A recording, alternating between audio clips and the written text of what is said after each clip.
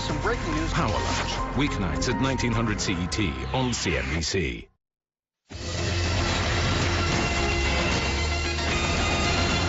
Welcome back. Former Microsoft Innovation Director Adrian Clarke is joining UK-based blockchain firm Modex. He's the latest in a slew of tech executives to join the startup that is developing the world's first app store for blockchain. This also comes as Modex is scaling up for an initial coin offering later this month. Mihai Ivascu is with us now, CEO of Modex, and joins us live from London. Mihai, an app store for the blockchain. How does it work? Talk us through the business model. Good morning. So basically, we have built Modex in the last months. We wanted to connect developers from all over the world with companies wanted to go into blockchain. There is a clear demand for that. Blockchain is here to stay. Blockchain is a developing technology that will revolutionize a lot of segments. So basically, this is what we're doing. We're connecting millions of developers from around the world with companies wanted to develop on the blockchain. And what does that pipeline look like in terms of the developers that have come to you and the products that they are offering? Just give us an idea of what that looks like, Mihai. We have two main categories, basically the smart contracts and the dApps, the decentralized applications. So basically the platform is designed for companies looking to buy smart contracts from talented developers around the world, but also for entrepreneurs who are willing to buy some smart contracts and build their own decentralized applications. There are so many use cases of that, then there's so much innovation in this space, and we just want to empower global innovation. We want to connect the top developers from all over the world with companies that are aiming to go in this space. So basically, we're allowing a decentralized creativity.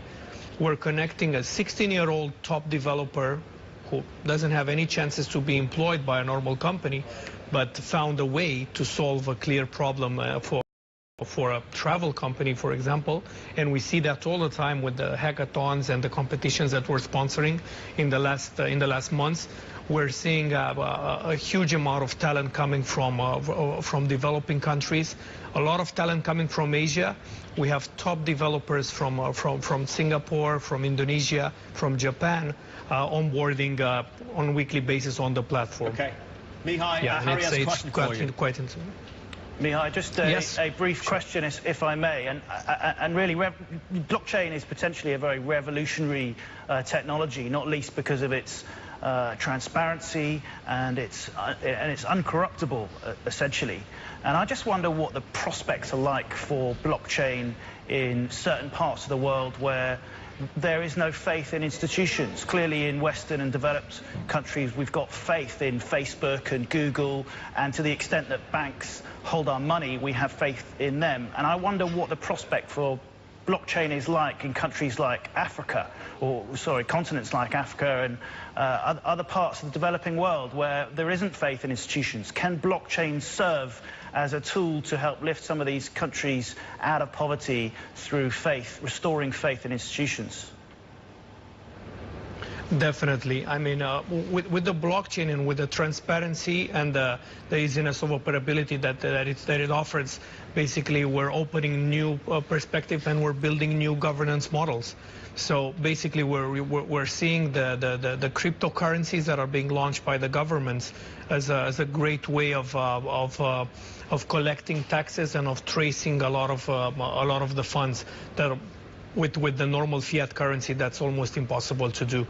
So we're seeing a lot of changes in the next year. These are the signals that we get from the market that it's a way of financially including some of the categories, but also changing the governing models. And this is what we're trying to do, to connect top talents from around the world with governments and with organizations and with big companies that are willing to learn from them and basically adapt their innovation in a governance system.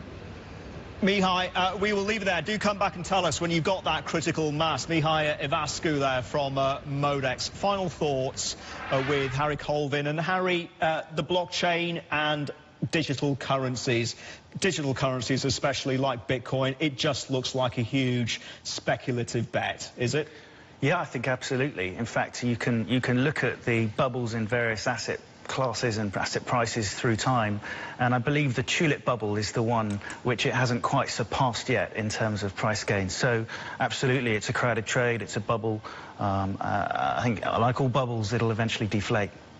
If it does come to transactions, that's really going to be the real acid test, isn't it? Harry, we'll wrap it up there. Thank you very much. Good sport for the 1 hour.